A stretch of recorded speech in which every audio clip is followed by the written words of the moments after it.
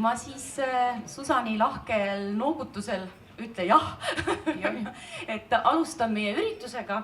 Tervitan kõiki kohalolijaid ja tervitan ka Facebooki otse laivi vaatajaid Estravel ja siis ka Rahva Raamatu Facebooki lehel saab siis otse seda ülekonnet näha, et käituge korralikult, eks ole. Niiviisi aktsioone ei oota siis siin igasuguseid. Ja ma kõigepealt siis alustaks selle peategelasega, et see on siis Minu Dubai raamat ja Susan, võib-olla sina siis alustad, tutvustad ennast, kes võib-olla veel ei tea ja ka teised siis järgemööda, kes meil siin kambas on. Tere, mina olen Susan, ma kirjutasin selle raamatu. Tegelikult siin tagakaanel on kenasti olemas tutvustus. Ma lugesin PDF-i, seal ei olnud. Okei. Ühesõnaga, et mina siis olen töötanud Dubais meediaprodutsendina paar aastakest ja siis episoodiliselt ka enne seda ja käinud seal reisimas 96. aastast alates. Ja see kõik siis ajendas mind, veinikärbe sõljub ümber, mida see näitab, et see siis ajendas mind seda raamatut kirjutama. Mina olen Mauri Saarend Estravelist, lennupiletite müügidirektor ja meie müüme aastas kuskil 700-800 lennupiletit Araabia Ühendemiraatidesse ja mina siin olen siis selleks, et eelkõige rääkida reisimisest, et kuidas Dubais kohale saab, mida seal võib-olla teha turisti seisukohalt, et ma olen ka ise Dubais siis turistina käinud vist 4 või 5 korda. Tere, mina olen Lilli Jahilo, olen moedisainer ja mina käisin esimest korda Dubais, ma arvan 3-4 aastat tagasi. Alati aeg lendab, ise jääd vanemaks. Põhiliselt siis tööpärast, ehk siis oma kollektsioone esitlemas ja müümas. Aitäh!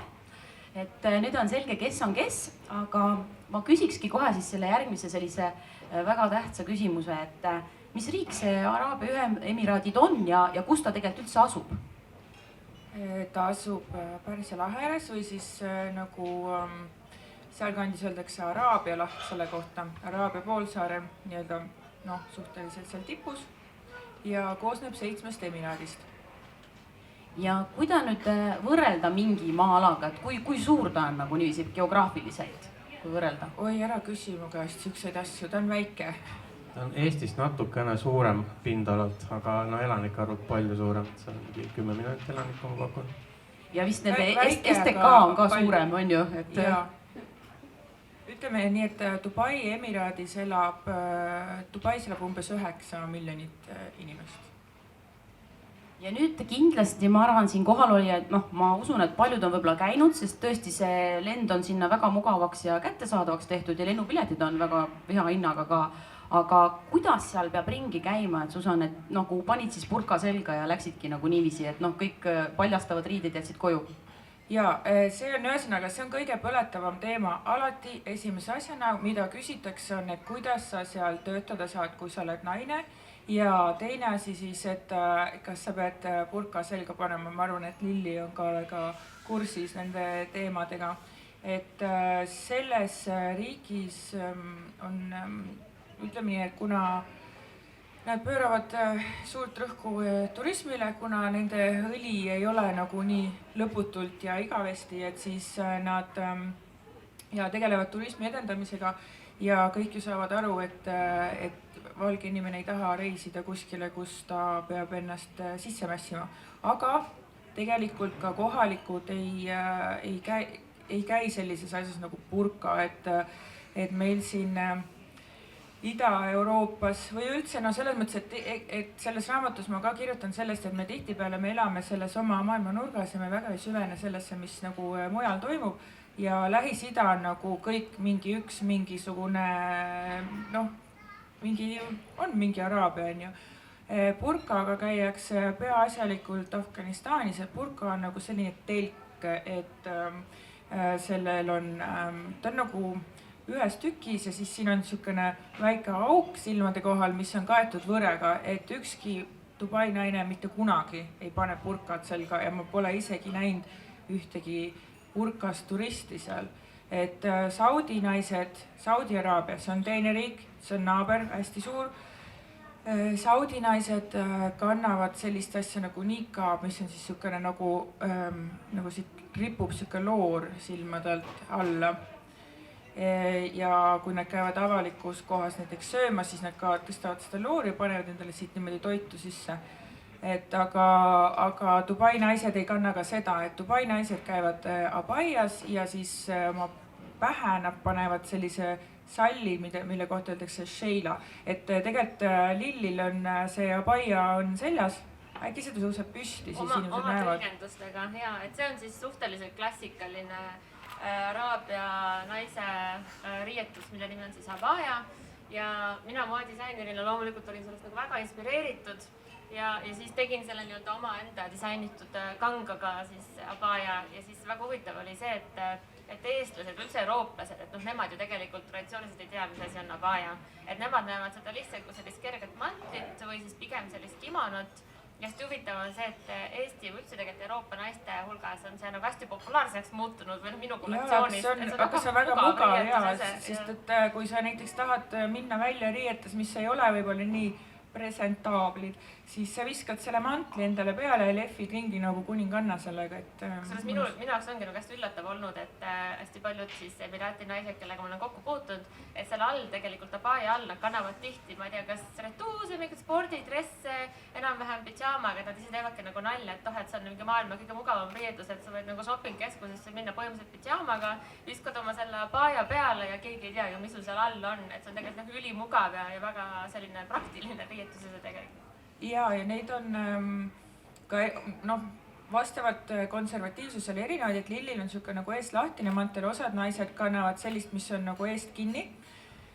Ja siis on ka erinevaid värve, et see traditsiooniline on nagu must, aga selles raamatus ma ka räägin sellest, kuidas tegelikult keegi ei tea, miks see peaks olema must.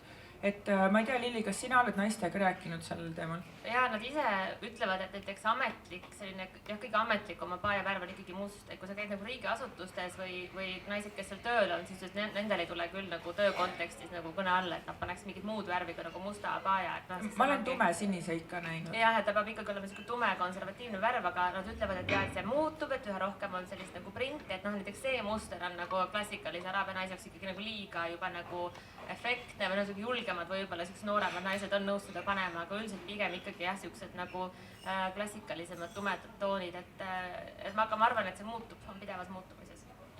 Ja, et tegelikult ajalooliselt need abaiad olid olnud üldse nagu beežid, et sellist musta said endale lubada rikkamad inimesed ja kui küsida, et kus see riietusesse on tulnud teie kultuuri, siis absoluutselt isegi kohalikud ise täpselt ei tea, et kes ütleb, et see oli selleks, et kuna ütleme, et kõrberahvad üksteise vastu nagu kõige sõbralikumad ei olnud need suguharud, et võis minna madinaks kõrbes, et röövleid oli palju ja nii, et siis panid kõik naised katsid enda riided kinni üleni mingisuguse, mingi kangaga, et ei oleks kaugelt näha, et näed, et rikas on ju. Ja siis mõni teine ütleb, et ei, et see on ikkagi usu pärast, aga kusjuures nagu Koraanis on kirjas, et sa pead olema tagasihoidlikult riidis, aga keegi ei ole öelnud nagu mismoodi tagasihoidlikult. Et siis keegi täpselt ei tea, aga kõik siis käivad sellega. See on nagu rahvariietus. Ja lääne naisel vastupidi ei ole soovitatav endale panna väga selline asi on okei, sest et ka tõesti nagu, et kes ütleb, mis on kimono ja mis on abaia, on ju. Aga sellist traditsioonilist kõik see rätik ja must komplekt, et niimoodi riidesse panna ennast ei ole soovitatav, et see on ikkagi nende rahvariie. Jah, et see on kuidagi religiooniga vist ka seotud, et sa pead olema siis ka nagu seda usku ja kõiki neid tõekspidamisi teadma, on ju. Aga mulle tuleb alati see Seksi ja linna film meelde, kus siis need läksid siis need naised, Carrie ja kõik need tegelased sinna taharuumi ja siis need araabia naised heitsid need pealt ära ja siis tulid välja Gucci ja ma ei tea, Lanvin ja Dior ja et kas te olete niiviisi ka näinud, et sellist momenti? Lubavad nad vaadata üldse ennast? No ma olen näinud küll, mina olen näinud seda, kuidas ühel tüdrukul, kes oli siis ilusti kõik sallikesega kinni mässitud ja oma see abaia oli peas ja siis kui kutid läksid minema, siis ta vaatas niimoodi ringi, tõmbas kogu selle krempli endale ära ja siis all olid tal lõhkised teksad ja metallika T-särk seal. et seal on igasugust riietust, aga Lilli on käinud pulmades, et sina oskad paremini rääkida sellest. ja ma arvan, kõige selline huvitavam kogemus minu jaoks Dubais oligi siis see hetk, kui ma siis disainisin pruutkleidi ühele Emiraati pruudile. Ja loomulikult sain kogu selle pulma juures ja ettevalmistuse ja eelpidude juures viibida. Ja siis see pulmapäev ise oli ikka nagu täiesti ulmeline, lisaks sellele, kus see nagu üldse toimus. Aga need naised, kes seal siis pulmas olid, et pulma siis kutsutakse ainult naised. Ma arvan, neid oli seal umbes 300-400. Ja noh, need kleidid ja need soengud ja need ehdid ja need kingad, see oli lihtsalt uskumatu vaatemäng. Et muidugi kõik viimased kavallid ja mida iganes disainerkleidid, mis seal seljas oli. Ja siis hästi nagu huvitav oli siis see, et kuna see toimus hotellis, enamasti seal toimuvad, seal on väga suured hotellid, väga suurte palliruumidega. Ja siis kui oli nagu hommikusöök, mis oli siis nagu, kus olid siis loomulikult mehed ja naised segamini, siis kõik olid jälle nagu kinni kaetud siis kas juustega või oma mustade ja paajadega. See oli täiesti uskumas, see oli lihtsalt teised ka nagu piinlik, sest ma ei tundnud neid naisi ära, sellepärast, et nad on kõik hästi tumeda meigiga on ju, ja sa ikkagi jätad meelde, vaata see naine, et tal olid lühikesed blondid juuksed ja sellel oli mingi siuke soeng, et sa jätad nagu kuidagi inimese meelde eurooplasena nagu kuidagi selle kogu välimuse järgi. Aga kui sa järgmisel hetkel näed, et nad on kõik kinni kaetud, ma lihtsalt ei viinud enam kokku, et kes on, et see oli nagu hästi huvitav ja siukene seike. Et tegelikult jah, et nad ikkagi sellisel pidulikul hetkel, ühesõnaga jah, ikkagi abajad heidetakse pealt ja see on tore niimoodi garderoobis kõik mustad abajad niimoodi rippusid. Et naised siis võivad nagu omavahel näidata, aga peaasi, et siis mehed ei näe. Ja veel sealt pidi nagu selline moment olema, et ma just mõtlesingi, et või kellegagi arutasin, et miks nad siis nagu seal pulmas nagu nii ennast üles löövad, et nagu kelle jaoks. Aga see idee oli siis ka selles, et seal nagu noored naised siis saavad olla nähtavad siis nende vanemate naiste jaoks, kes tihti on siis nagu meeste emad, kes siis nagu valivad oma poegadele naisi. Et ühesõnaga seal on selline varjatud veel selline vaatemängu, selline teater nagu siis toimub. Et ühesõnaga on vaja jääda silma, jah. Uskumatu. Aga nüüd teine põletav küsimus kindlasti on see, et kas seal alkoholi saab? Ja seda absoluutselt kõik ütlevad, et oi, ma läheks sinna puhkusele, aga seal ei saa ju, ma ei saa oma õlut võtta ja ma ei saa veini juua ja et kui ma seda raamatut kirjutasin, siis ma vaatasin ka kodulehti ja ühe reisifirma kodulehel oli kirjas, et alkoholi on väga raske kätte saada, kui mitte öelda, et võimatu. Ma arvan, et see vist ei olnud Estravelile. Et turistidele on ikkagi selline harjumuspärane puhkamine on tehtud täiesti kättesaadavaks. See ei tohi avalikus kohas olla purjus ja ühesõnaga, et kui sa käitud halvasti, siis võib tulla mingi jama, on ju. Aga et sellist asja, et sa lähed puhkusele ja sa ei saa õlut või veinit, sellist asja ei ole. Et ma olen näinud ka reisipakette, mis on väga soodsa hinnaga, väga soodsatesse ilusatesse hotellidesse ja siis on ka pärast see inimene on siis rääkinud, et tore oli, aga et jah, et issand, kus oleks tahtnud ühte õlut võtta, miks sa ei võtnud? Ei, et seal ju ei ole, mõtlen, kus sa võtad ja meil hotellis ei olnud ja siis tuli välja, et see hotell oli kuiv hotell, et on mõned sellised hotellid, kus ei saa, jah. Aga Mauri, äkki sina oskad siin rääkida midagi? Nagu öeldud, seal on 7 emiraati ja nendest üks emiraat ehk Sharjah kohe Dubai kõrval, seal ongi täiesti kuiv seadus, et seal Saudi Araabia kuningas 79. aastal kinkis neile mingi uhke mošee ja siis vastutasuks nõudis, et alkohol keelustatakse terves emiraadis ära. Ja see ongi Sharjahs keelustatud, et on Dubaist on 25 kilomeetri kaugusel, aga võt seal jah, tõesti alkoholi ei ole mitte kuskil. Nüüd Dubais saab alkoholi kallitest hotellidest, restoranidest ja baaridest, aga see ei ole odav. Ja veel kord, et kuskil purjus peaga tänavale minna on ääretult ebasoovitatav või autoga näiteks sõita ja avariid ja et siis on nagu pikaks ajaks vangi minek. Ja ma natukene vaidlen sulle vastu, et kui sa oled naine, siis on see tasuta. Siis on alkohol tasuta, et on ladies night'id, kus siis põhimõtteliselt igas baaris on naistele on vabalt valitud 3 jooki on tasuta mingist kellast mingi kellani. Et selles linna otsas, kus elavad lääne inimesed. Soolist võrdõiguslikkust ei ole. Ei ole, aga samas ka väga head happy hourid on, kus võivad ka osaleda mehed. Et aga selles mõttes, et jah, et ei ole.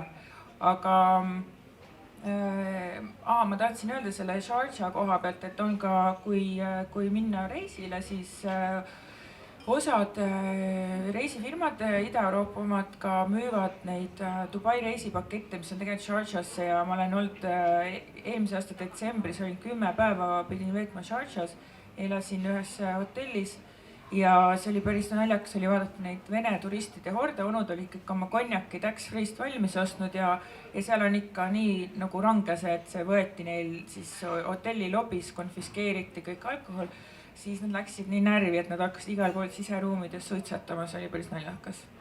Noh, ebameeldiv minu jaoks, aga jah, et kui sa lähed reisile, et siis tuleb ka hoolega vaadata, et kus see hotell on, kuna need 2 emiraati, nii et see linn tegelikult nagu ei lõppe vahepeal, et see piir on kuskil seal majade vahel. Ja minu meelest on kohapeal veel Dubais sellised poed, et kus sa saad siis passi ettenäitamisel osta alkoholi, nagu siis need, kes on seal, kes elavad, kui töötavad. Kui sul on litsents selleks, jah, kui sa oled välismaalane ja elad seal, et siis sa saad ka taotleda endale alkoostu luba. Et on täitsa võimalik elu alkoholiga Dubais, et ärge muretsege. Ja mina muidugi pakkisin endale kaasa, me olime sõbrannadega, panime pakiveinid ja isegi klaas, šampuse pudelid olid kõik ilusti kohvris, et kas see on lubatud muidu Estraveli esindaja? Seal on mingisugune kindel kogus, mis võib riiki tuua, et ma peast seda ei ütle, aga tavaliselt on mingi 1 liiter võib-olla. No me ületasime seda ja ütleme nii. See on, minu arust on see rohkem, aga mis selles mõttes, et see on jah naljakas sükene mure ja tegelikult on, et kui sa lähed puhkusele, siis sa tahad lõõgastuda, aga ma ütlen, et see on ka riik, kus on väga mõnus teha endale väike selline maksapuhkus, et kuna see on ikkagi moslemiriik, siis on hästi äge on need tohutud värskete mahlade ja alkoholivabade kokteilide menüüd on väga pikad. Ja mis mulle seal eriti meeldib on see, et kui sa lähed peole ja sa ei võta napsu, siis eestlased ju hakkavad kohe, nii, mis värk on, kas ootad titat, on ju, et läheb ebamugavaks või et võta nüüd ikka ja igav on ju, et noh, 1 klaas ja mis see sulle teeb, et kui sa selles riigis ei joo, siis see on väga ebaviisakas, on ka sellele tähelepanu pöörata ja isegi nagu valged inimesed omavahel, et selline mõnus sükene ela ja lase elada. Tahakski ka mainida, et minu arust see alkoholi puudus absoluutselt ei vähenda araablaste sellist nagu pidutsemis nagu oskust või valmidust, et kui meie oleme harjunud, et seal võib-olla kuskil pulmas või peol on ikka pärast mitmendat alkoholiringi on ju läheb tantsuks või noh, mida iganes, siis seal on nagu absoluutselt ilma alkoholita on kohe nagu pidu taevani ja nad väga armastavad tantsida, noh eriti ongi näiteks pulmapidudes või ka kus iganes on, et nad on väga tantsulembesed ja muusikalembesed ja see on nagu hästi positiivne, ma arvan, et meil on midagi neilt õppida. Aga kuidas on sellega, et kui on nagu naiste pidu, siis et tavaliselt neid traditsioonilisi araabia tantse esitavad mehed, et neid siis ei lasta sinna ruumi või mis muusika seal on ja kuidas seal tantsitakse? Seal oli nais-DJ, kes siis laseb kõige kuumemaid araabia muusika hitte, noh minu kõrvale on nagu kõik laulud kõlevad täpselt samamoodi, et sama selle laulu ja rütmiga, aga väidetavalt on need laulud kõik väga poeetilised ja väljendavad armastust ja igatsust umbes 100 erineval moel, et araabia keel, noh mina seda küll ei oska, aga noh väidetavalt on väga väljendusrikas just.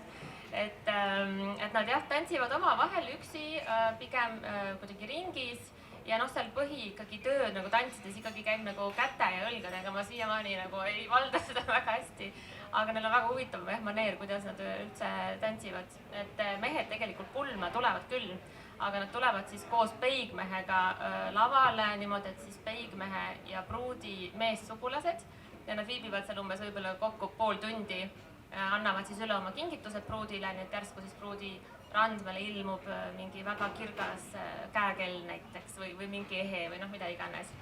Aga see on ainult hetkeks ja siis, kui need mehed tulevad, siis kõik naised nagu võluväel ilmuvad välja need abajad kuskil, ma ei tea kus, ja siis kõik on nagu kaetud, et siis need vähesed siis kas Euroopa või muu kultuuriruumi esindajad, siis naised olid ainsana, kes siis ei pidanud ennast katma. Ja aga liigume siis alkoholi juurest, et noh, seda rohkem reklaami ei tee alkoholi. Et kuidas toiduga on lugu, et kartul ja soust on olemas ja peekon hommikul muna juurde või on sealiha täiesti keelatud? Ei, peekonit avalikus kohas ei ole, isegi hotellis ei saa sealiha. Selle jaoks, kui tuleb ikka väga kange isu, siis mitte moslemitele on siis sellised osakonnad poes, kuhu sa võid siseneda ja osta sealt peekonit ja sinki ja hakkliha ja kõike, mida iganes. Seal on ka juures sildid, et ühesõnaga, et moslemid ei või sinna isegi nagu uudistama minna, et see on niisugune osakond siis kristlasele ja mis iganes usundu lubab sealiha süüa. Aga jaa, avalikus kohas ei ole ja vahel mina ise tegelikult ei söö niikuinii sealiha, et mul sõbrad seal teevad nalja, et ma olin ilmselt eelmises elus mingisugune peduiin on ju, sest et neid ühiseid jooni on palju. Aga vahel jah, tekib niisugune nagu vastupandamatu isu sinna muna kõrvale seda peekonit süüa, siis ma pean vudima sinna poodi ja seda endal ise kodus praadima, kuskilt tellida ei saa.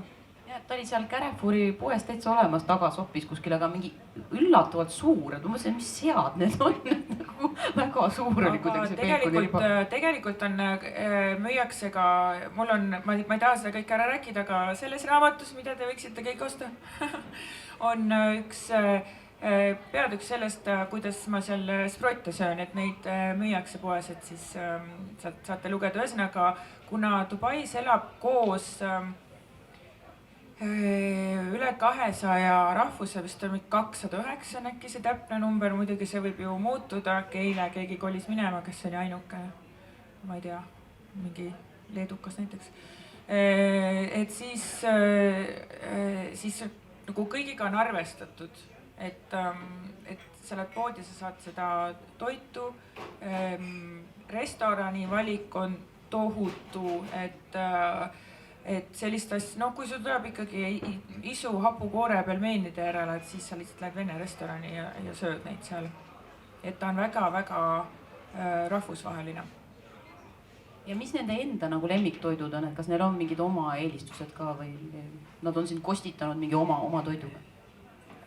Põhiliselt süüakse, on sellised nagu sega-araabia restoranid ja siis Liibanoni restoranid, see on selline araabia köök, mis on kõige levinum. Ma ei tea, mis eesti keeles on, Levantiin on inglise keeles kõik need Liibanonid ja seal ümbritsevad riigid kokku. Süüria köök ja nad on üsna nagu sarnased. Aga minu nagu lemmik selline kohalik toidukogemus on lambaaju, mida ma ükskord kogemata tellisin ja siis kuna see mul juba oli seal laua peal, siis ma mõtlesin, et see vaene lammas on ju surnud on ju ja siis nüüd nagu loobuda siis sellest toidust, et see lihtsalt ära visata, et see ei ole viisakas, et vähemalt ma proovin. Ja nüüdseks on sidrunimahlaga ja küüslaugu ja koriandriga ja peterselliga lambaaju üks asi, mida ma tellin meelega, sest et tegelikult on päris maitsev. Ma ei tea, mis teie kohalik lemmiktoit on? Minu arust on nad hullud kohvifännid, et nagu alati on iga asi hakkab kohvist, iga kohtumine, mida iganes. Et mina seostaks võib-olla sellega kohvi, muidugi ja need söögid on meeletult head, et ma arvan, see on üks olulisematest argumentidest, miks üldse nagu Dubaisse minna, et jah, lisaks sellele, et sul on kogu maailma restoranid kättesaadavad, on sul ka nagu araabialased söögid ja minu arust maailma ühed parimad, et nad on minu arust üldtervislikud või mulle tundub nii. Ja pluss seal on ju ka söögikohti igale eelarvele ja jah, et ei, ma rohkem vist unustasin ära juba, seda tahtsin öelda. Taimetoitlastel on seal kindlasti väga hea, et seal on hummuseid ja baba ganoush, mis on see pummupüree ja igasugused sellised taimemöginaid on palju. Ja näiteks kui võrrelda siis selliseid fine dining'u kohti on ju, et need on sama hinnaklassiga, mis Eestis, et ei olegi väga vahet on ju.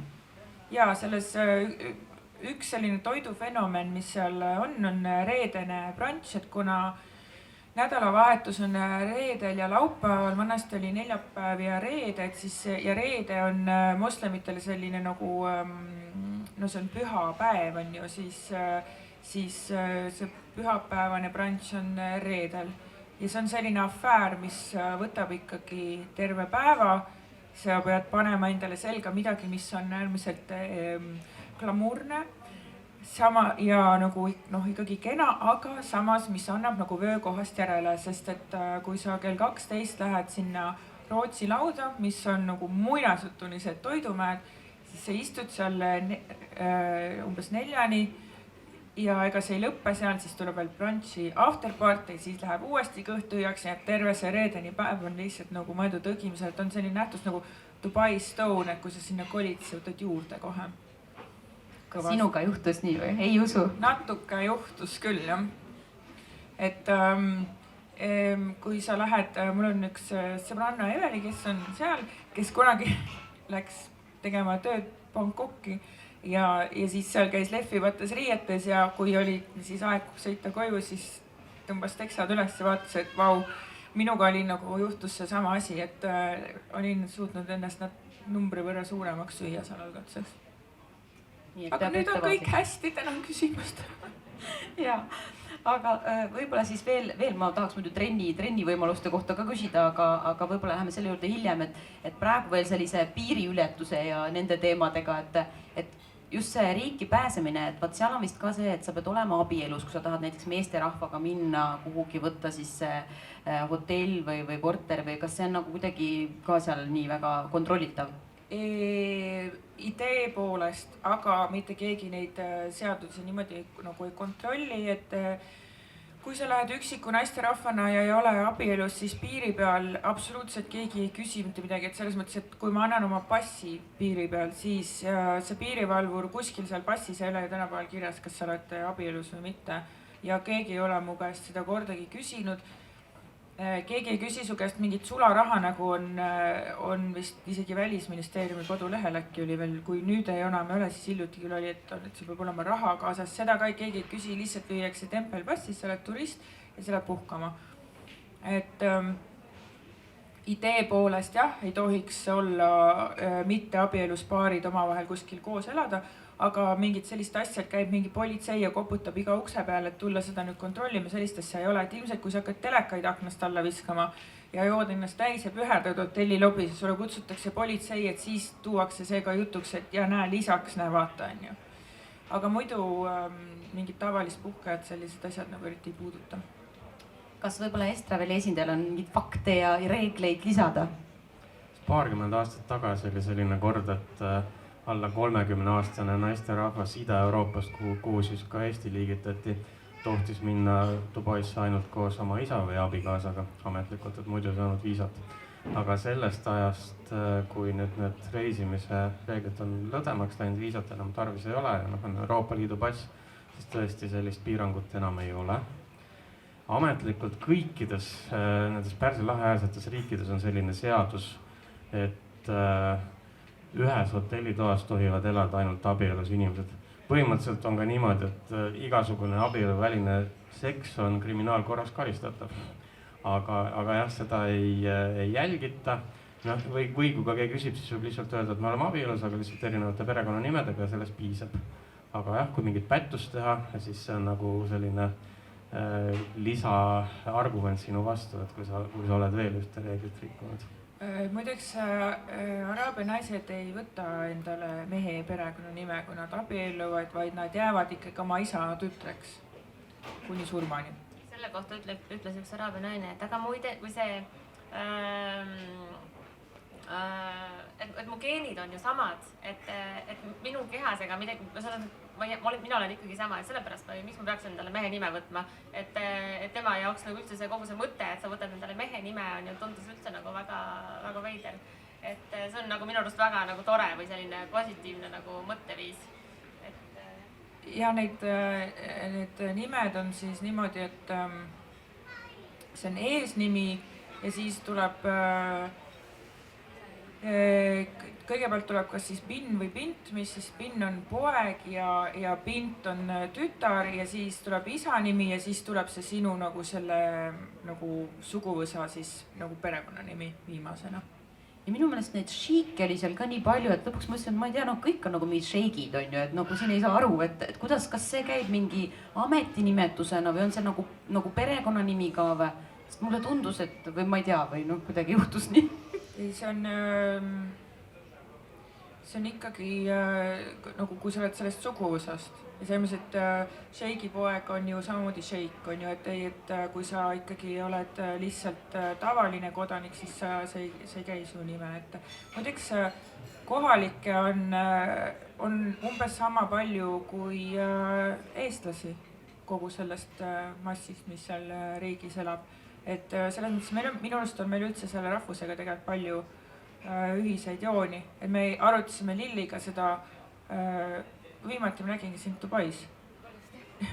Ja siis me rääkisime sellest, et nii nende nagu käitumisesse, kuidas nad nagu on sellised tegelikult suhteliselt reserveeritud, et on naljakal kombel, et üks rahvus elab kõrbes ja teine on kuskil siin jääkamara juures, aga sarnasusi on palju. Jah, et mulle tundub, et araablased on ka selles mõttes, et hästi palju pannakse kõik araablasi nagu ühte potti. Et noh, tegelikult on iga Araabia riik on täiesti erinev oma identiteediga, oma kultuuriga, oma eripäradega. Et samamoodi näiteks, noh, ega ju nagu te mainisite, et noh, Dubais on 200 eri rahvust, et seal ongi väga palju ka Jordaanias, Palestiinast, Liibanonist ja nad kõik on hoopis erineva käitumismalliga. Et minu arust, mis Emiraatisi nagu eristab, ongi see, et nad on nagu hästi rahumeelsed ja hästi rahulikud erinevalt näiteks liibanonlastest, kes on sellised hästi võib-olla hästi temperamentsed ja jutukad ja aktiivsed. Et Emiraatid on hästi, minu arust kõige paremini võib neid iseloomustada sõnaga, et nagu välja peetud. Nad on hästi nagu väärikad, välja peetud, nad kunagi ei kiirusta kuskile. Ja nad ei jookse mitte kunagi. Ei, nad kunagi ei tee mingit halba või lolli nalja või nad kunagi ei iroonitse, ei jaasi. Et sellised nagu hästi kuidagi väärikad ja rahulikud, et minul isiklikult ma tunnen, et eestlasena on mul väga nagu mõnus nendega suhelda. Et kuidagi jah, see elutempo või maailma nägemise sükene kiirus või rütm on nagu hästi sarnane eestlastega. Neil on vist korralik kodanikupalk ka, mul on selline tunne. Kas on ju nendele, et kui sa oled kodanik, siis sul on mingi teatud raha riigi poolt ka, elatusraha? Ma üldse sellel teemal nagu sõna ei võtaks, et ma tean, et nad saavad mingisuguseid hüvesid ja nende jaoks on nagu näiteks vesi ja elekter on palju-palju odavam kui siis ekspati jaoks, aga kuna ma ei ole nende rahadega kursis, sest et ma ei ole kohalik ja siis ma nagu ei tahaks sel teemal rääkida. Ja, las jääb midagi saladuseks ka. Aga mis keeles seal räägitakse, et kui ma sinna sõidan, kas peaks siis võtma mingi araabia eesti või araabia inglise sõnastiku, et nad ei oska nagu muud keelt mingit? Mauri, räägi sina ka vahepeal. Ma arvan, et keskmine turist üldse väga nende kohalike kodanike araablastega kokku ei puutu, kui siis ainult seal piiri järjekorras passi templit saades. Aga kõik teenindav personal igal pool hotellides ja restoranides, no need on ikkagi Indiast, Pakistanist, Bangladeshist, Sri Lankalt. Ja räägivad inglise keelt. Et inglise keel on see ühine keel, millega saab suurepäraselt hakkama. Mina olen võtnud araabia keele tunde ja siis minu õpetaja, kes on kohalik naine, ütles, et neil on tegelikult on nagu isegi väike probleem, et need vanemad kohalikud, et ta kardab, et tema vanaisa ei taha minna väga kodust välja, sellepärast et sildid on araabia ja inglise keeles, aga paljud teenindajad või noh, selles mõttes, et peaaegu ükski teenindaja ei räägi araabia keelt, et kui sa oled araablane, kes oma kodumaal ei oska inglise keelt, siis see on see inimene, kes võib hätta jääda, aga mitte siis see inimene, kes on turist ja räägib inglise keelt. Hästi huvitav on see, mida nad eriti nende online influencerite ja blogerite juures on see, et nad räägivad nagu sega araabia ja inglise keelt. Ja nagu nüüd jooksvalt, et mõned fraasid on inglise keeles, siis enamusult on araabia keeles, et nad keeled on minust hästi segunenud neil. Ja lapsi saadetakse kallitesse välismaa ülikoolidesse, nii et osad kohalikud, kellega ma olen kokku puutunud, siis alguses, eriti kui on ta väga nagu läänepärane mingisugune tudeng on ja siis ta ka ei pruugi olla oma selles traditsioonilises riietuses ja sa mõtled tõesti, et sa räägid ameeriklasega. Ja siis, kui sa küsid, et kus sa siis pärit oled ja siis ta ütleb, et ma olen Emiraati on ju. Ja noh, kui tuleb juurde keegi, kellega ta hakkab araabia keeles rääkima, siis sa saad tõesti aru, aga neil on väga-väga hea inglise keel. Aga ma olen kuulnud ka muret, et kuna need lapsed käivad välismaal koolis ja neil on Filipiinodest lapsehoidjad, et siis, et sinna keeltekooli, kus ma käin, tulevad ka Emiraatid ise oma keeleoskust lihvima. Et kui sa nüüd mõtled, et ega tegelikult eestlased oma grammatikas ka väga kodus ei ole, kui sa vaatad, kuidas inimesed Facebookis tänapäeval kirjutavad, ja noh, ega ma ise ka neid komasid õigesse kohta ei pane, et minu toimetaja Koidu ilmselt itsitab seal selle peale, kes on neid tõstnud ümber tundide viisi. Aga et jah, et nad käivad ise ka oma keeleoskust lihvimas ja siis on vahel näiteks ema üllatuseks selgunud, et ta laps räägib tagalogi keelt soravalt. Sellepärast, et Filipiinost lapsehoidjad jääb lapsega omavahele ja siis räägib lapsega tagalogi keeles ja siis see jääb nagu lapsele külge. Et sellised naljakad keelenüansid. Kuidas neil see viisakuste avalduste ja tervituse rituaal on, et kui sa kohtud selle nüüd õige emiraadi, araablasega emiraadi elanikuga, et kas tohid talle kätte anda, tohid sa kallistada, ma ei tea, mõlemale põsele musi anda? Naisterahva puhul peab kindlasti ootama, kuidas ta ise teeb, et kui ta annab sulle käe, siis sa võid talle käe anda. No, kallistamine, võõra inimese kallistamine on täielik no-no. Et kui ta on su sõbranna, siis jah. Aga nagu sihukest tuttavat sa ikkagi kallista, ma ei tea, kuidas sinu kogemus on? Jah, vaata enne, ma ei tea, esmakordselt Dubaisse minekut on loed kõiki neid nõuande saite, neid raamatuid, et kuidas käituda ja mida mitte ja siis ma olin ikka täitsa niimoodi hirmul, et ei julgegi nagu üldse parem, et kedagi puutuda või mida iganes on ju.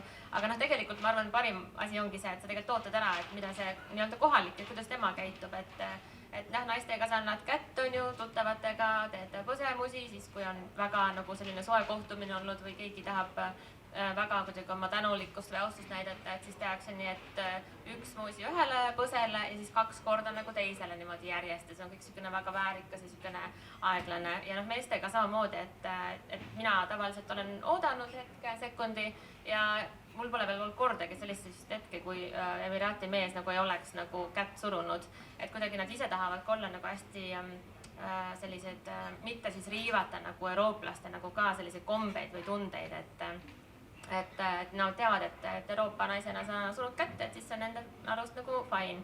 Et väga huvitav oli ka üks nüanss, kus ma rääkisin oma sõbraga, ta on Emiraati, kes läks siis nagu oma sõbra peole, kes oli, ma ei tea, mingi eurooplane. Ja siis ta ütles, et ma pean nüüd koju minema ja oma selle Pandora nagu ära võtma, et panema nagu lääne või Euroopa riided selga, et muidu ma nagu disrespectin nagu tema kultuuri, et see oli nagu wow, et väga nagu huvitav selline hetk on ju, et nad on väga nagu conscience, väga nagu mõtlevad läbi kõik, mida nad teevad ja et see jumala eest ei riivaks kedagi teist, et minu arust Dubai on nagu väga demokraatlik ja väga selline liberaalne selles mõttes, tolerantne. Kaubanduskeskustes on sildid, et avalikus kohas kallistamine, suudlemine keelatud. Ja, aga see on nagu teine asi, et see on ka nagu valgetele inimestele omavahel, et tõesti mingi musitamine ja selline siis inglise keeles on see PDA, Public Displays of Affection, et need on keelatud, aga näiteks Sheikh Mohammed käib oma naisega käest kinni ja siis see on ka saanud selliseks nagu trendiks nooremate ja progressiivsemate seas, et sa näed ka Emiraati paare nagu käest kinni käimas, et see on okei. Aga no kui sa tuled lennuki pealt ja siis keegi on sul vastas, et siis mingi väike musi teha, siis see on nagu okei või kallistada ja tegelikult et kui see kallistamine ja see musitamine on selline nagu platooniline, siis seda võib teha, aga kui sa hakkad seal turist, ma olen nagu näinud ja siis Eestis saad harjunud, et inimesed teevad, mis nad tahavad, aga siis seal riigis muutud ise ka selliseks konservatiivseks kohe ja sa oled siuke issand jumal, siis ta ütles, et vaata, mida nad teevad, kui kohutav on ju ja siis mõtled, et oi, oot on ju. Sama asi on, kui lähed mingi kuskile mooli, shopping keskusesse, siis näed turiste, kes on siis enam-vähem bikiinide väel ja siis mingi heegeldatud, mingisugune ürp on lihtsalt peale pandud, ma saan aru, otse rannast tulnud või kuskilt on ju. Siis ma vaatan, et issand jumal, et keegi on liiga lühikese kleidiga või liiga mingi paljastava kleidi, siis ma vaatan, et issand jumal, et kuidas ta nagu on nii nagu ebatundlik. Nii vulgaarne, issand jumal. Et see hakkab väga ruttu külge ja et kuidagi see ei tundu lihtsalt kohane seal kultuuriruumis olla, ma ei tea, bikiinide väel kuskil tänaval, mis siis, et see tänav on seal rannas on ju või mida iganes. Ja et selles raamatus ma ka peatun selle riietumise teemal, aga ma lihtsalt ütlen näiteks, et aga on kohti, kuhu sa lähed õhtul välja restorani, et siis see minu ja Lilli riietus on niimoodi, et me oleme nagu mingid vanaema nunnad seal, et naised ikkagiski, mitte loomulikult Emiraati naised, aga kõik võimalikud muud rahvused, siis need kleidid on lühikesed nagu vööd ja siis kõik, mida sa oled lasknud endale installeerida, on pandud nagu väljavaatamiseks ja nagu noh, ikkagiski, et siis õhtul ööklubis ei jää sellest konservatiivsest nagu nendest moslemi kommetest ei ole seal nagu midagi näha, aga loomulikult nagu väärikad Emiraatid sellistes kohtades nemad ei käi, et see on nagu sihuke välismaalaste huvi. Aga mis veel tervituste koha pealt, et seda ma unustasin raamatusse kirjutada, et ma mõtlesingi, et väga hea, et ma saan nagu rääkida neid asju, mida Koidu ei lubanud mul rohkem juurde panna. Et kui sa lähed, tellid endale lifti ja sa oled mees, kas või turist ja see lifti uksed lähevad lahti ja sealt sees on see Emiraati proua, siis ei ole viisakas sinna lifti minna, kui ta ise ei kutsu. Et nad, minuga on nagu seda juhtunud, mina seisan seal ja siis mingi mees on lifti tellinud, hakkab tulema, näeb mind ja siis ehmatab ära, ei tule ja siis ma olen mõelnud, et appi, et mis nüüd siis juhtus, on ju, et mis, kas ma olen jõudne, on ju, aga siis ma hiljuti lugesin sellest kombest, et jah, et lihtsalt paljud moslemid, nad ei julge tulla, et sa pead ise kutsuma, et siis on okei, et kui sa ütled, et minu jaoks on okei, et me oleme koos siin liftis, siis on hästi, aga ise nad ei tule ja ei ole viisakas ka sinna astuda. Aga sa oled veel toonud siin esile, et kui sa jalataldu nagu näitad, et see on kuidagi ebaviisakas, et kas, mismoodi see välja näeb? No et öeldakse, et ühesõnaga jalataldude näitamine on ebaviisakas, et kui sa lähed restorani ja siis istud, paned, ma ei tea, jala endale siia põlve peale, ma ei saa selle kleidiga näidata ja siis istud kellegi poole nii, et sul see kingatald on näha, et siis see on väga ebaviisakas. Aga restoranides, kui sa vaatad Liibanoni restoranis, siis araablased tõmbavad ennast igatepidi kerra alati, et ei istuta viisakalt restoranis, pannakse jalad enda alla või rätsepa istesse või siis olen näinud ka pikutavat inimest restoranis, kes siis samal ajal tõmbab šišat ja paneb endale falafelit suhu ja vaatab telekast jalgpalli, on ju. Aga kõik need asendid on ikkagi alati võetud nii, et nagu käpakesed on peidus. Ja mul tuli meelde üks veel seik, et sa ütlesid, et hästi palju on siis restoranides, ööklubides neid väga vööga naisterahvaid on ju, ainult vöö on seljas. Ja siis meie sõbrannadega mõtlesime, et kuidas eristuda siis, et noh, okei, paneme ka ilusad kleidid selga, aga et noh, et kuidas anda signaal, et me ei ole nagu need naised, eks ole. Ja siis me saime aru, me peame nagu hästi palju pildistama ennast ja teisi, et me oleme turistid, me ei ole siin tööl. Ja see töötas kusjuures väga hästi. Ma arvan, et eks seal on selliseid palju ka siukseid naisi, kes tahavad nagu, noh, kes on kuulnud, et sellesse riigi jookseb raha kokku ja on siis palju selliseid õnneotsijaid, et tegelikult minul on üks töökaaslane, kes ei tee ka sellest mitte mingit saladust ja siis ta ongi tulnud nagu mehele saama ja see ei ole tal õnnestunud ja siis ta ikkagi räägib, et nii raske on, et ta arvas, et noh, et see koht kubiseb meestest on ju, aga tegelikult on see, et see residendi viisa kestab 3 aastat ja paljud inimesed siis tulevadki nagu selle arvestusega, et ma töötan siin ära ja siis lähen edasi. Ja siis sellest tulenevalt ka noortel on natukene nagu näpud püsti, et nad teavad, et nad lähevad ära, et nad ei aja seal kohas nagu juuri alla, et siis selle võrra on raskem ka suhteid luua. Nii et ei tasu siis jah armastust päris nagu otsima minna, et eluarmastust no eks see armastus võib tabada väga ootamatul hetkel, aga lihtsalt ei tea sellega, ma ei arvestaks sellega. Mina märkasin hästi palju lemmikloomadega inimesi tänaval, et no väikeste koertega, et see, mis nendel ka selline trend või kuidas, kas Emiraati peab lemmikloomi? Koer on nagu moslemitel sihuke loom, keda sa pead mingi nagu eesmärgiga, et neil on ülikihvt koeratõugond Saluki, mis on nagu siukene pika koonuga ja kõrgete käppadega sihuke peenikene, ta on vist mingi hurt, et jahikoer ja valvekoer, aga sellist asja, et sul on nagu selline nässu, kes on lihtsalt lemmik, on ju, et mingi eesmärgita nässusid nad ei pea ja siis ka koera see keel on räpane, kui koer sind lakub, et siis peab tegema erinevaid puhastusrituaale pärast, aga ja seetõttu koerad on ka keelatud väga paljudes kohtades, et mingi 2-3 parki vist on, kus saab koeraga jalutada, aga nad on väga suured kassisõbrad. Et kassid on nagu selline, no lihtsalt käib selle nagu rahvusega kaasas, et pidavadki olema olnud alati, et kui see kõrbelaager ka kuskile kolis, et need kassid siis lihtsalt ka nagu liikusid kaasa kuidagi, et nad ei ole, palju selliseid kasse on, kes ei ole otseselt kellegi omad, aga nagu nad ikkagi on kellegi omad, et mu raamatus ma ka räägin oma ühest kassist, kes seal meie naabruskonnas elab, et ta ei ole kellegi kass, aga kõik annavad talle süüa ja ta on kõigi sõber ja siis taga käiakse ka loomaarsti juures, kui ta jääb haigeks.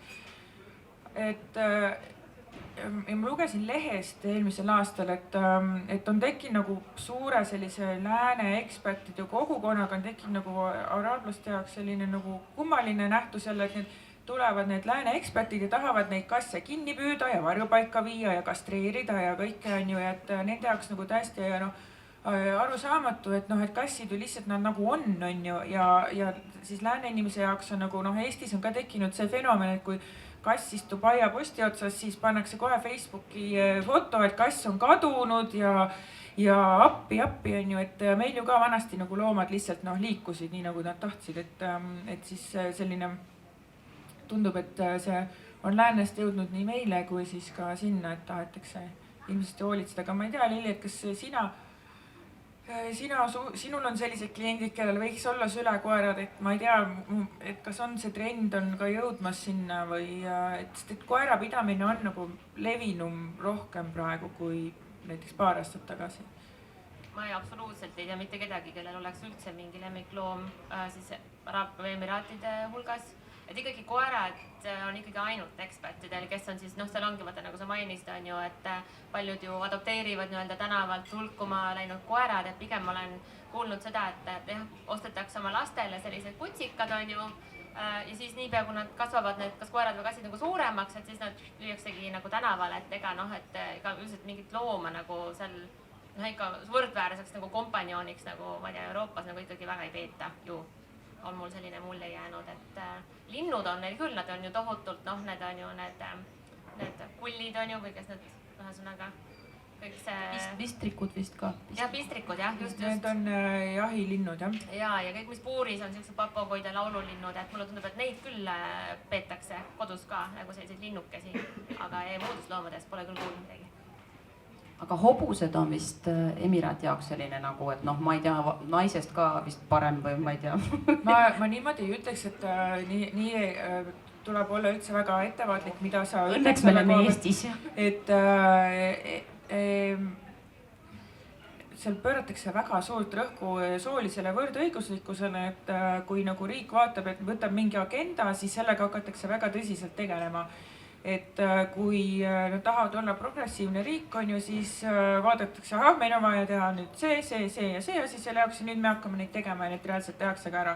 Et mul üks taanlasest kolleeg ütles, et temale väga meeldib see, et on šeik ja siis šeik ütleb ja ei ole mingit demokraatlikku hääletamist, et neil on Taanis niimoodi, et mingi enne valimisi ütleb mingi partei, et me teeme nüüd 10 lasteaeda ja siis kõigil on suur juhei, kõik valivad selle partei, siis hakatakse neid lasteaedu tegema, siis menetletakse, siis mingi tädi saab kirjutada kaebuse, et see tuleb tema maja kõrvale, ta ei taha seda ja siis ühesõnaga tohutu demokraatia ja siis pärast 5 aastat hiljem ka pole ühtegi lasteaeda, on ju.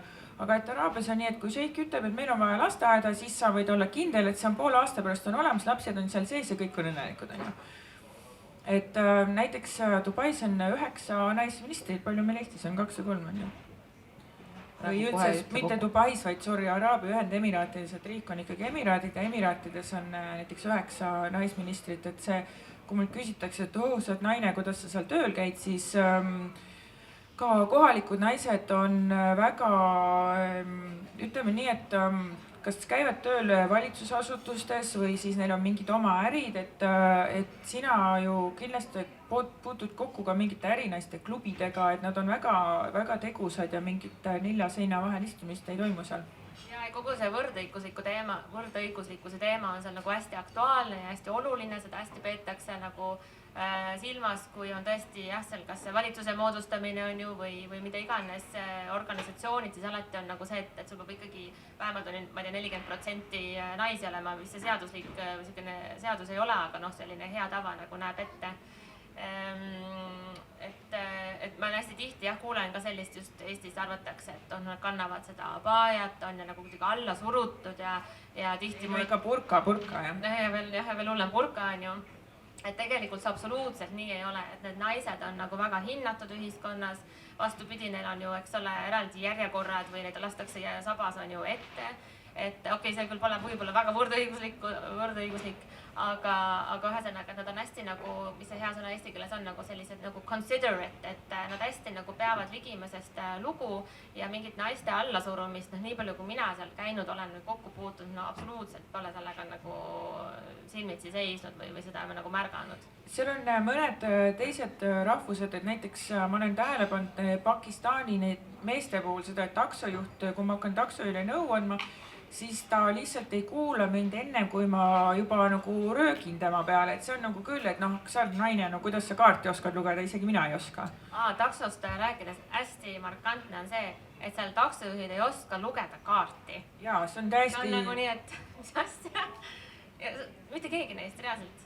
Aga ütleme nii, et teed on seal ka väga ikkagi nagu tehtud nagu muuseas, et on nagu kõigepealt majad püsti pandud ja siis need nagu ilusad väga toredad teed. Kui sa näitad kaardi, paned talle ette, et me oleme siin ja meil on vaja minna sinna, no siis sa vaatad, okei, siit otse ja 2 tänavat vasakule on ju, et nad ei saa aru, kus nemad nagu selle paiknevad, et neil absoluutselt ei ole sellist nagu mõtlemist, et ma ei tea.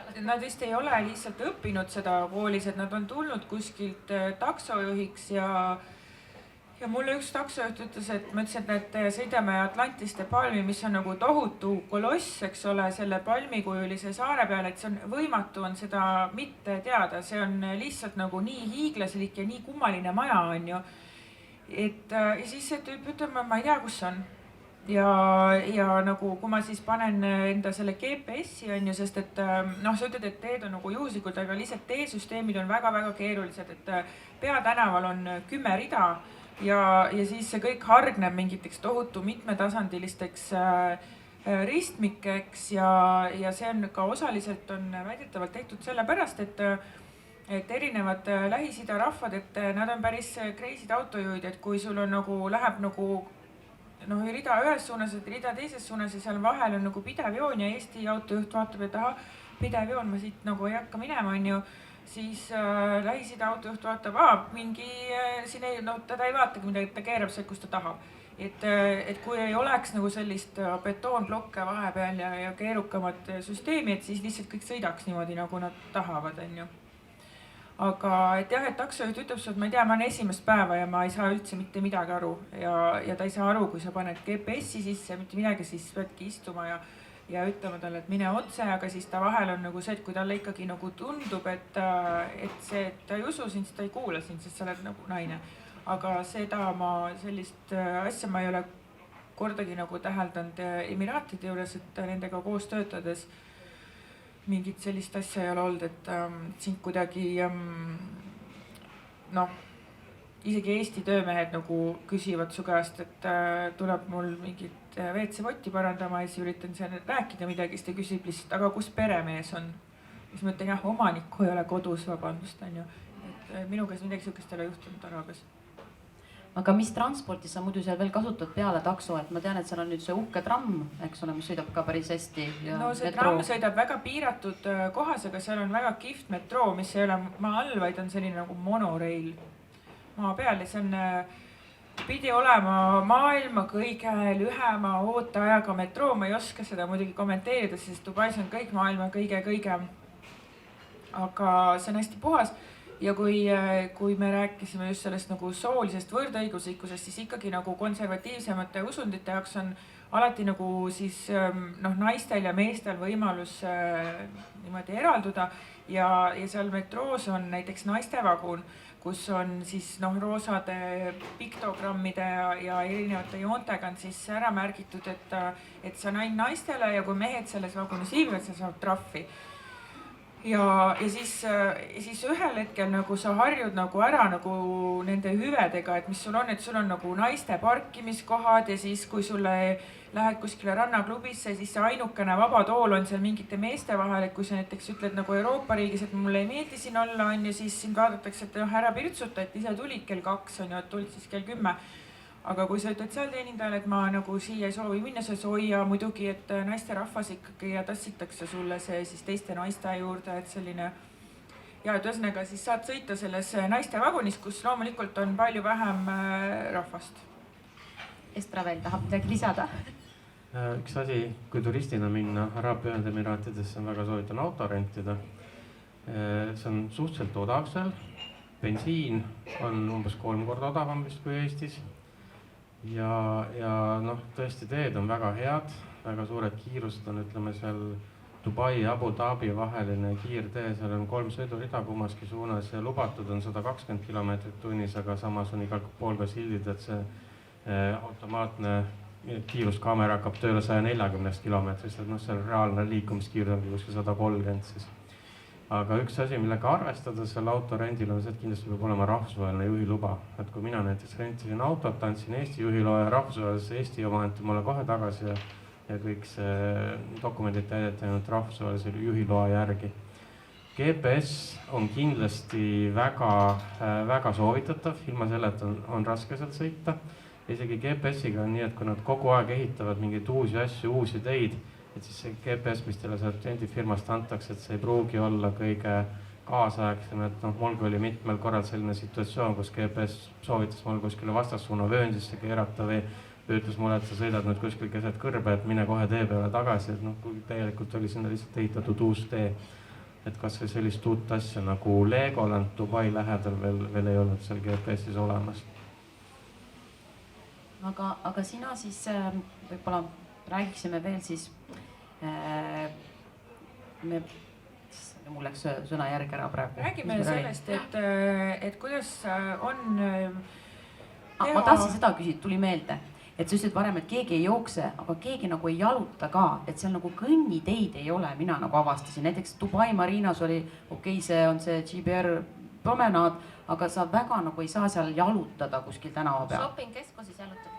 Vot jah, selle unust, seal on nii külm, seal on need konditsioneerid nii külma peale pandud. Aga suvel on jälle nii kuum, et siis ei saa õues jalutada, et jah, turistidel on tehtud mingisugused promenad, tegelikult ka see Jumeirah Beach on ranna ääres, on selline mõnus promenad, mitte ainult see on kummistee, kus on mõnus ka joosta. Aga üldiselt jah, et kui on olnud mõned eestlased Dubais ja siis nad on öelnud, et see on nii lähedal, et ma jalutan sinna, siis vahel on ka lihtsalt see, et sul on linnulendu tundub lähedal, aga seal vahel on nagu mingid aiad või siis see tee, mis seal kaardi peal tundub väga tore, on tegelikult nii mitmetasandine, et seal ei ole kõnniteed, et väga ei jalutata, et sõidetakse taksoga. Takso on ka väga odav, et see ei ole nagu sihuke kõndimise linn, et nüüd viimasel paaril aastal nagu on hakatud sellega nagu rohkem ka kuidagi sellele tähelepanu pöörama, aga muidu ta on jätnud selline nagu autolinn, nagu sihuke suur nagu robotorganism kohati. Aga kuidas sa siis vormis hoiad, et ma saan aru, et eestlased palju liiguvad, käivad looduses, ma ei tea, on nagu hästi liikuvad, aga seal näiteks sina... Sööd, tõstad kahvlit. Aga jõusaalid või sellised mingid basseinid on seal? Mina ei käi trennis seal, et ma teen, kui ma viitsin, siis ma teen midagi, et ma olen käinud jooksmas ja mul on põlvaige ja ma ei ole süvenenud sellesse väga. Aga minust riiklikult nad pushivad ka seda liikumist üha rohkem, et vähemalt eelmisel aastal oli, kas oli novembrikuus oli mingi 30 by 30, et 30 päeva, iga päev liigud 30 minutit ja siis nagu kõik olid nii vaimustuses selles ja positasid oma sotsiaalmeediasse, et ma täna kõndisin pool tundi või jooksin või midagi. Üks asi, mis on hästi kiht, on naaberemiraadis Abu Dhabis on siis kuulus Yassi vormelirada ja see tehakse, see on lahti kõikidele inimestele, siis mingi päev on seal rattapäev, siis kuhu sa saad minna rattaga sõitma, siis seal on mingi kõndimis- ja jooksupäev, et kui keegi satub, siis see on juba selles mõttes eksootiline, et kui tihti sa satud vormelirajale tervisejooksu tegema. See on niisugune elamus omaette. aga üks hästi tore asi, mis Dubais on vähemalt hotellides, ma ei tea, kas see seal ka üldspordiklubides on, seal ma pole käinud, aga et on naiste džimm on nagu eraldi ja see on ülimõnus, et sul on meeste osa ja naiste osa. Kindlasti on seal unisex variante vist ka olnud, aga nagu nii hea on minna, teha seal trenni, tead, et ükski jorss sind ei vaata seal ja minust on see väga mõnus. Ja just see on üks nendest asjadest, mis me enne rääkisime, et see naiste vagun ja naiste parkimine ja et õudselt tore on sooline võrdõiguslikkus, aga siis ikka õudselt lahe on nagu see, kui sa saad olla essa ikkagi või siis üksi, et ja naised on väga ahned, et ja võib-olla siis tõmbaks väheke nüüd kokku on ju teema, et me tahame ju, et inimesed küsiksid teilt küsimusi ka. Me pidime rääkima, Mauri pidi rääkima, kuidas on perega sinna reisida ja mis seal perega teha on. Kõigepealt üldse, et kuidas seda saab, et Araabia Ühendemiraadid on umbes 4500 kilomeetrit Põhja-Euroopast linnulennul, see on umbes 6 lennutundi ja see on nüüd täpselt selline vahemaa, mida suudavad läbida ka suhteliselt väikesed lennukid veel kütuseaurude peal. Et selles mõttes peab nagu väga vaatama, et millega te sinna lendate, et tasub vaadata, millist lennukitüüpi see lennufirma pakub, kelle piletid ostate. Tihti nagu piletihinnas vahet ei ole, aga ühel lennufirmal läheb suur, laiakereline 2-korruseline lennuk, täieliku pardateeninduse personaalse ekraaniga ja teisel firmal sama raha eest läheb siis pisike kitsas lennuk, mingit pardateenindust ei ole, pagasit ei ole, hinna sees, personaalset ekraani ei ole, et siin nagu seda valikut on palju ja see valik tuleks siis teha nii, et see lend oleks võimalikult tore ja mugav. Eriti siis, kui minna koos lapsega, et uskuge mind, et kui laps lennukis on, et siis on tal palju lõbusam need 6 tundi mööda saata, kui tal on oma personaalne ekraan, kus ta siis saab mänge mängida või multikaid vaadata. Aga mida seal teha on, koha peal neid lõbustusi on nagu hästi palju, et võib-olla üks kõige vanem ja kõige odavam asi, kus ära käia on Dubai muuseum, et see on väga lahe muuseum, mis annab ülevaate Dubai ajaloost ühes vanas kindluses ja ta maksab alla 1 euro. Ja paar tundi kulutab selle ära. Teised atraktsioonid on kõik palju kallimad ja palju moodsamad, et seal on mitu veeparki. Seal on maailma kõige kõrgem maja, Burj Khalifa, kus saab siis üles ronida, mitte ronida, vaid liftiga sõita 125. korrusele seda vaadet nautida. Seal on tehtud uus selline hiiglaslik pildiraam, ka vist paarsada meetrit kõrge, kus saab siis jälle liftiga üles sõita ja vaadet vaadata. Legoland on teised igasugused veepargid ja lõbustuspargid lastele.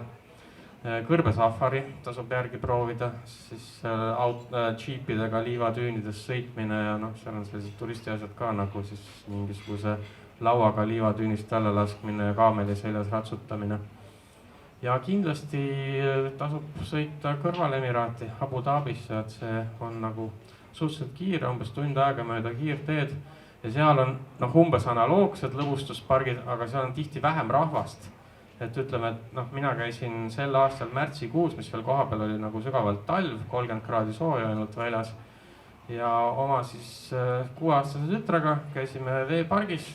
Ja päev läbi oli niimoodi, et atraktsioonid mitte kuskil järjekord ei olnud, et me saame mingi rollercoasteriga näiteks 5 korda järjest sõita, et mida sul nii, et maha ei tulegi vahepeal, mida sul nagu Ameerika Ühendriikide suurtes lõbustusparkides kunagi ei juhtu, et sa sõidad pool tundi iga selle atraktsiooni taga. Üks asi veel, mis meelde tuleb, et Dubais on selline asi nagu imede aed, Miracle Garden, kus on siis tehtud lilledest kõikvõimalikke selliseid ägedaid installatsioone, hulgas on seal ka tehtud terve suur Airbus 380 lennuk siis lilledest, mis on ka Guinessi rekordite raamat. Kas sa seda Green Planetit mainisid? Ma ei ole sinna jõudnud, aga see on hiigelsuur nagu siselooma nagu troopikaaed, kus on niisugune keskel on hiiglaslik puu ja sealt saab siis, seal lendavad liblikad ja saab putukaid näppida ja Ei maininud. Ja see on päris, see on soodne ka, et ma ei mäleta, mis see pilet maksis, aga ühesõnaga ma olen käinud selles Legolandi veepargis ja seal see ikkagiski nagu, ta oli päris siuke kallis. Aga see Green Planet ta on Dubais, ütleme nii, et suht keskel, et siis sinna sõitmine ei ole nagu, on valutu. Ka võib-olla Lilli, sina oskaksid ostusoovitusi, et kas seal mingit rõiva asjad tasub osta või on mingi selline asi, mida sealt moolis siis kaasa tuua? jah, et Dubais on ju maailma suurim kaubanduskeskus et ma arvan, et seal on nagu midagi igale maitsele, et tegelikult enamasti ongi see, et väljas on lihtsalt nii kuum või nii palav, no sõltub on ju millal minna, et ja kogu elu seal, sotsiaalne elu ju käibki nagu moolides, vähemalt kohalike jaoks, et seal nad promeneerivad, seal sa sööd, sul on kinod, laste mingid mängu, ma ei tea, keskused maailma, et seal on suurim akvaarium, suusamägi, et noh, sa saad kõike siseruumides teha, et milleks üldse välja minna et ja kõik alates luksusbrändidest, lõpetades kohalike poodidega, et kõik on seal olemas, ma arvan. Dubai Mallist saab kohe ka minna maailma kõrgemasse majja ja seal on ka suur selline akvaarium, noh siis tähendab, kus saab igasugused haisid ja delfiine ja krokodille vaadata. Loomulikult ka maailma kõige suurem Burj Khalifa show on seal. Ja Dubais üldse on kõik maailma kõige suurem, et nüüd ma ei tea, kas see on juba lahti, ma ei ole niimoodi silma peal hoidnud, aga maailma kõige suurem vaateratas. Hästi tore oli see, et mingi hetk vist läksin nagu minu eelmisest Dubais käigust oli umbes 3 kuud, võib-olla vähem. Ja siis järsku nagu lähen ja sõidan seal mööda oma seda tuttavat teed ja vaatan, et issand jumal, et keset linna on jõgi tekkinud, nagu mis asi see on.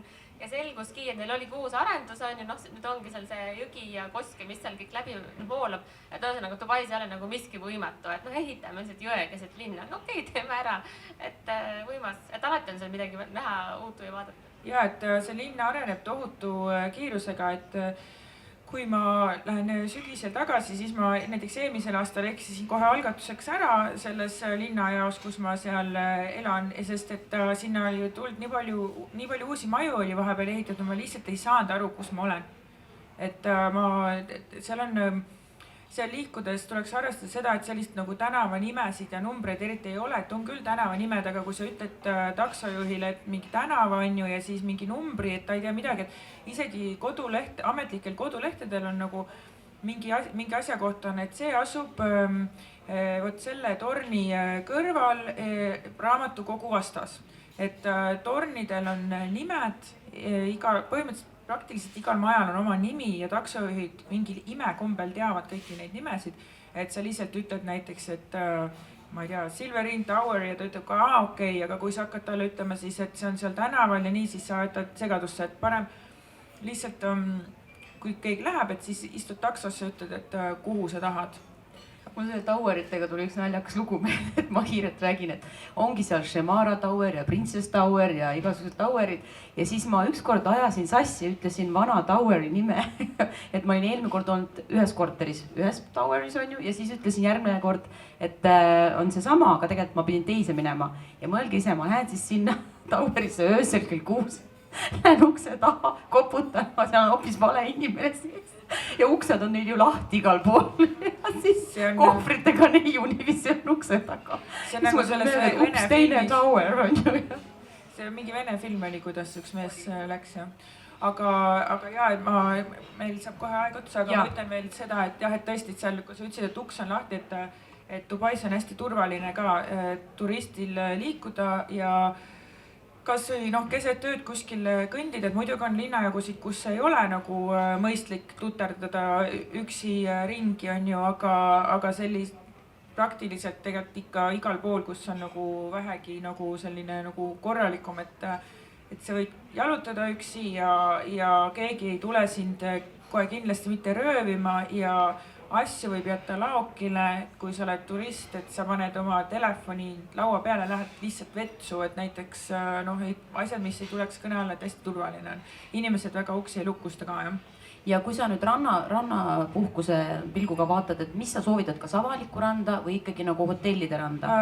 Oleneb, et hotellide rannad vahel on, kui olla seal ühes linna otsas, seal Marina otsas, et see vesi on natukene rohkem nagu kuidagi nagu seisab, et seal Jumeirah Beachi kandis seal avalikul rannal on väga, ühesõnaga see on võimas, et tohutu see rannariba väga pikk ja värske vesi tuleb kogu aeg lainetega sisse, et ma soovitan mõlemat. Et lihtsalt lisaks, et need hotelli või siis siuksed nii-öelda spetsiaalsed rannad on tasulised, et seal peab arvestama väikse siis rahaga, et sa maksad. Kui sa lähed, kui sa võtad korteri ja tahad minna kuskile randa, siis nende kohta öeldakse rannaklubi ja siis maksab, aga kui sa lähed rannahotelli, siis sa ju ikkagi oled tasuta seal oma hotellis. Aga rannahotell on hästi palju kallim kui selline hotell, mis on rannast eemal. aga teil on ju kindlasti ka nagu need shuttle'id, et kui sa võtad selle kesklinna hotelli, mis on kuskil asfaldi kõrbes, et siis viib buss tasuta randa, on ju? See on olemas, jah. Minu arust kõige mõnusam on ikka minna sinna, kus ei ole mitte kedagi ja mitte midagi ja täiesti asustamata rand ja inimesi pole ja see on nagu Abu Dhabi lähedal on sellised valged helesinise veega unelmate rannad. Ja aga nüüd ma lähen publikusse ja tõstke käsi, et kellel on mingi küsimus pakitsenud juba pikemat aega ja nii tahaks küsida Susani käest või Lilli käest või Estraveli esindaja. Nii, ma tean, ma kohe tulen siit julgelt kellegi juurde. Et see on nagu, ärge kartke, me ei hinda neid küsimusi hiljem, et võib julgelt küsida.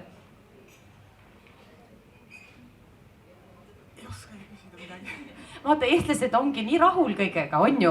Ükskõik, mis poliitikud Homme teevad või tuleb mis meelde, kes iganes teevad, kõik on okei, ja noh, aga homme tuleb meelde ja siis hakkad kaheksa. Ja siis te võite kirjutada Facebooki Susanile või selle Estraveli Facebooki lehele küsimustega, et kindlalt keegi ei taha midagi küsida. Näed, nii. Tahtsin küsida, et kas nad kõik elavadki siis nendes suurtes korterelamutes või need on kuskil eramute piirkonnad, väiksemad majad?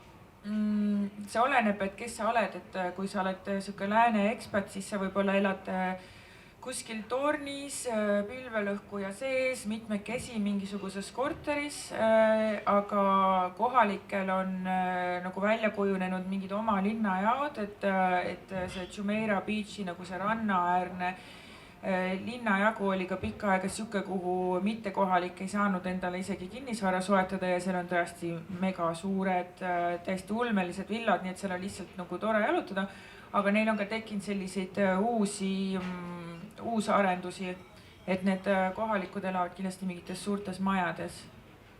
Aga ma arvan, et kindlasti on mõnel inimesel ka kuskil mingi fancy korter, kuhu ta saab irduda ja igast erinevad variandid, aga lääne ekspert elab kas villas või korteris.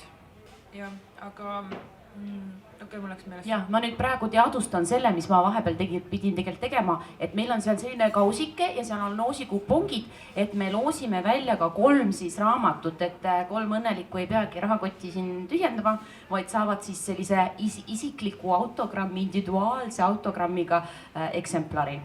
Et seal samas on siis see anum ja et veel on aega, et neid täita, et kes pole veel kirjutanud oma nime sinna, et siis kuna meil on hästi natukene on veel aega, siis ma tahtsin tegelikult siin paberi peal on kirjas, ma ei ole siiamaani selleni nagu jõudnud, et minu käest kohe küsitakse, et kuidas sa sinna said. See on raamatus on pikalt lühelt sellest seletatud, aga ma tahaks ise küsida Lilli käest, et kuidas sinul tuli pähe minna sellisesse riiki oma riideid müüma? Mul absoluutselt ei tulnud see pähe, minu jaoks on see araabia maailm nii kauge ja ma ei teadnud sellest midagi, aga ma olen oma loomingut hästi palju mööda maailma näidanud Euroopat ja mul oli üks üritus Hollandis koos Mercedes-Benziga, kus ma siis rääkisin oma kollektsioonist ja brändist ja Merso oli siis kutsunud oma naiskliendid sinna nii-öelda inspiratsiooniõhtule või hommikule tegelikult ja seal oli hästi palju araabia naisi, sest Hollandis on hästi palju õlifirmasid, kelle Shell ja Aramco, kelle nagu peakontorid seal on.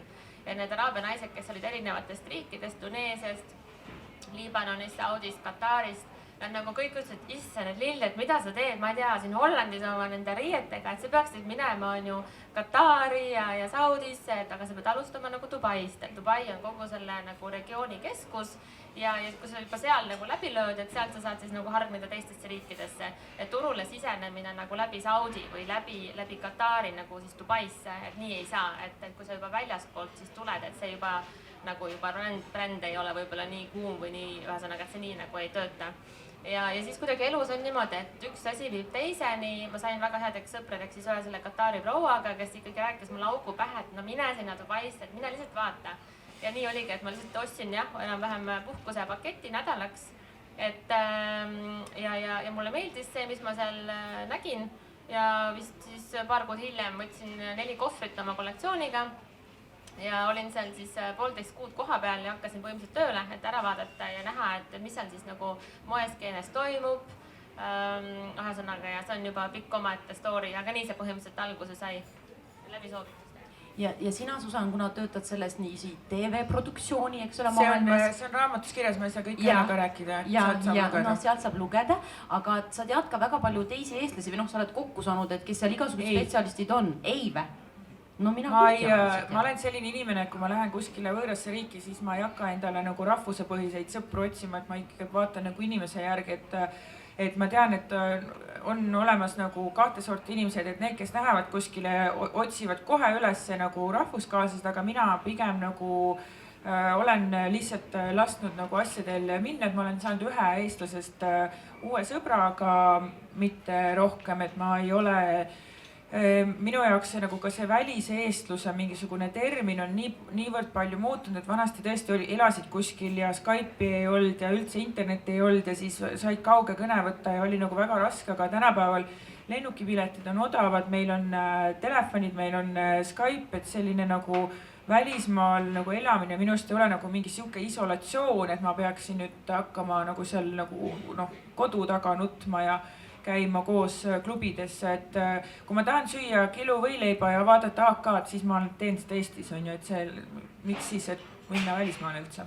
Ja, aga ma pidasin silmas seda võib-olla ka, et vaata, kes äriliselt on seal läbi löönud, et eestlased, ma tean, et sa tead väga paljusid, kes on seal nagu teinud mingeid projekte, et kas seda on palju? Ei tea. No me panime ühel öösel panime selle Burj Khalifa sinimustvalges põlema, see on väga head IT-spetsialistid Eestis. See on üks Eesti poiss, kes töötab Itaalia firmas, aga ka see lugu on raamatus, et jälle ma lobisin, lapse suu lobisin välja. Vabandage. Ei, aga see on väga hea, et seda ütlesid, nüüd saavad kõik lugeda sellest, kuidas eestlased tegid Burj Khalifa korraks sinimustvalgeks, et see lugu on seal sees.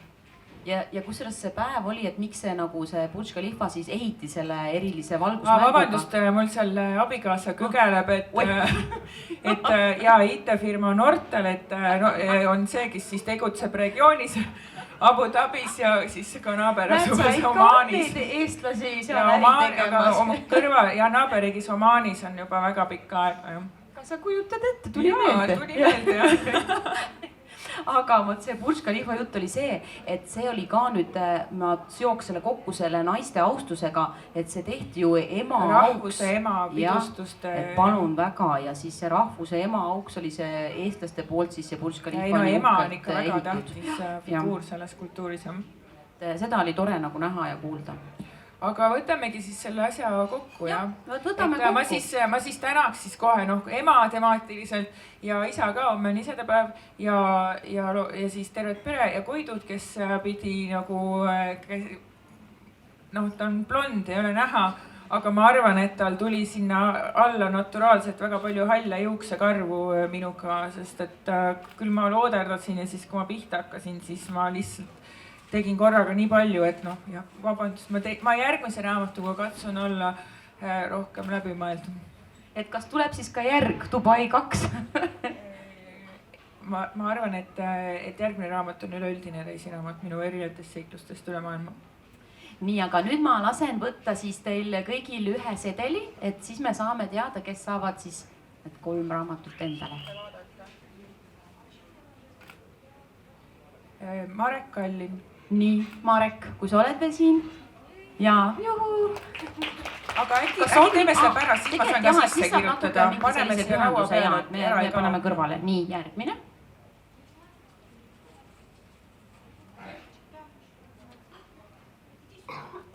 Gerda Ristissaar. Juhu, on veel siin. Ja, ilusti kohal.